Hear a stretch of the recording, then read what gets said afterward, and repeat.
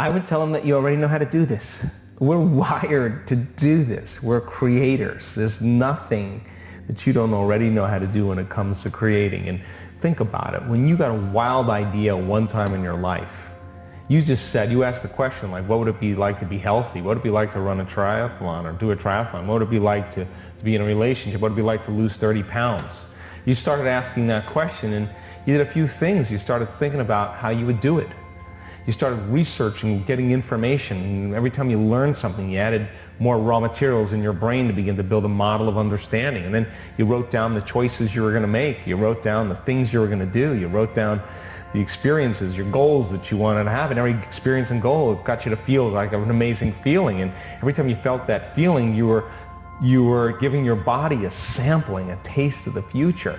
But then you got to do something really important, and you got to write down the thoughts that you don't want to think, like, I can't, it's too hard, I'll start tomorrow, I don't feel like it. Those are the thoughts that stop you from your future. You got to become so conscious then you don't go unconscious. You got to think about the choices you got to stop making. You got to write down the things you got to stop doing. You got to think about the experiences you want to stay away from with certain people at certain times that could return you back to a very similar state.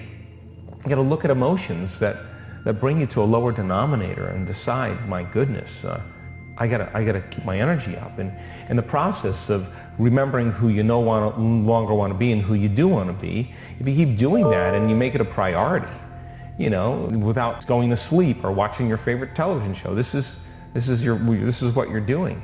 I guarantee you, if you keep it alive in your mind for an extended period of time, when you start seeing those interesting synchronicities and opportunities start showing up around you, I swear that you're going to wake up every day looking forward to your day.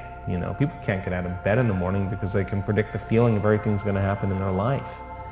When you can predict the feeling of everything that happened in your life, you're in the known, because feelings are the past, right?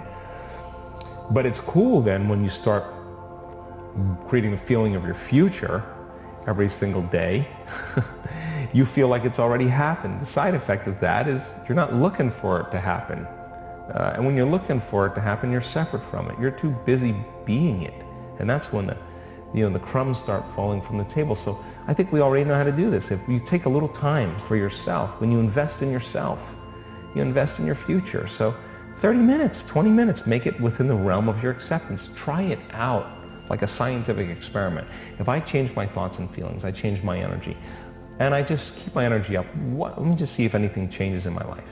People do that, and they're always amazed, like, how powerful they really are. And whether you're the CEO of a major company, whether you're a single mom with 4 kids, or you're a prison inmate, everybody secretly believes in themselves. So why not believe in yourself again and try it out? So, and if you're afraid to fail 100 times.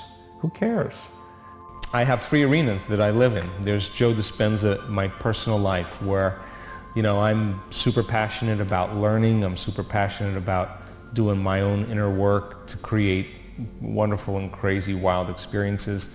I value my family and my close friends, and that's the world that I cherish, right? And I keep it very, very sacred.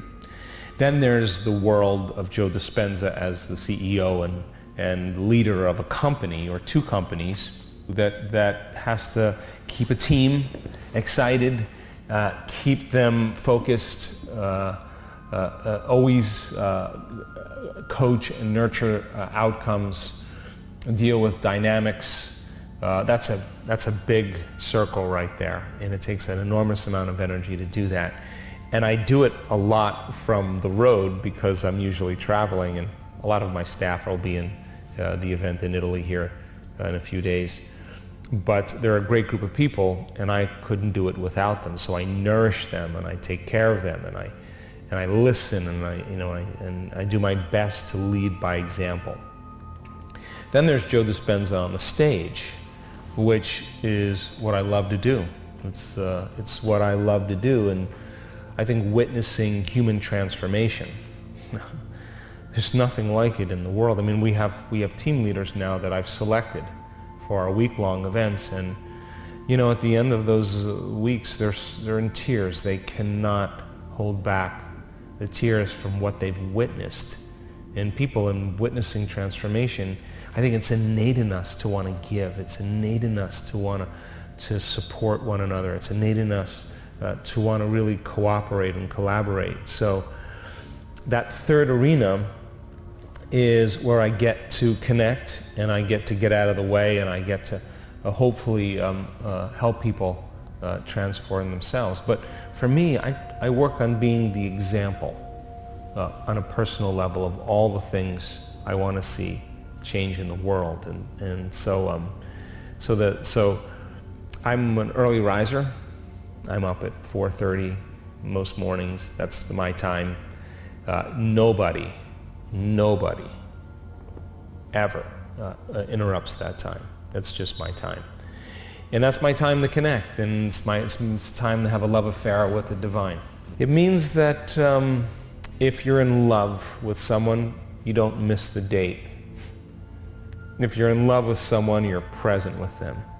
If you're in love with someone, you're not always nagging them and asking them for things that you want. You know, you're present and you're speaking in a way that it can be heard, and you're listening in a way to allow a person or someone to speak. That you bring your best, that you're creative. And so for me, the solitude in the morning is my time to get my brain and body right, because I serve the rest of the day. I face a lot of challenges, a lot of decisions every single day, and I gauge those decisions on purpose of how we help the world. I believe that if you have 3 types of stress, physical, chemical, and emotional, you have 3 types of balance, physical, chemical, and emotional. So I work on all 3 of those. I take care of my body, I exercise, I eat well. I'm not a fanatic about food, but I do my best to eat, as best I can. And from an emotional standpoint, that's the work.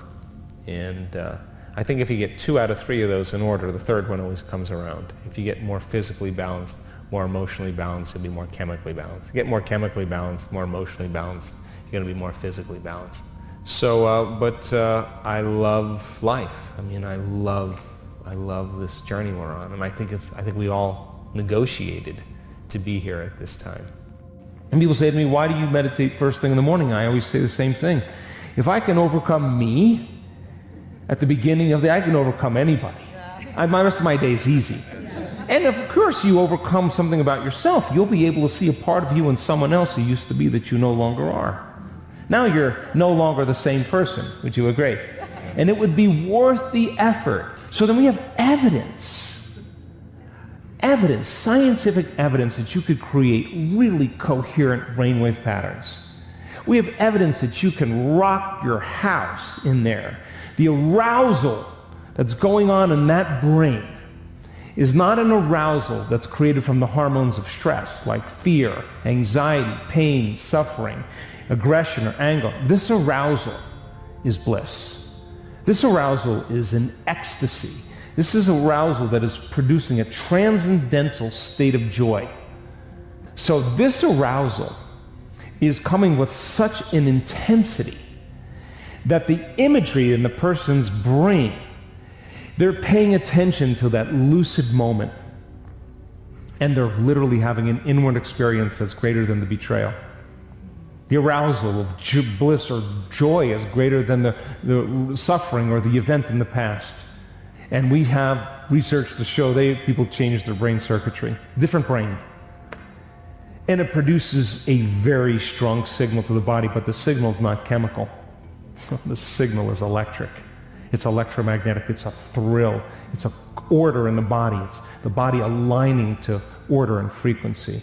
The person's getting a biological upgrade. We have the research to show. There it was, and now it's not. Where'd it go? I don't know. You tell me. That person who had that moment would be more loving, more kind, more present, more free. They would care less about what people thought of them. They would feel blessed every single day. So they're in a new body, they're in a new life, they're in a whole new time. Imagine that people just have to stop for a moment that is so big that they have to stop and surrender to it. can happen to you. So we have this incredible research that people can change their biology in a very short amount of time.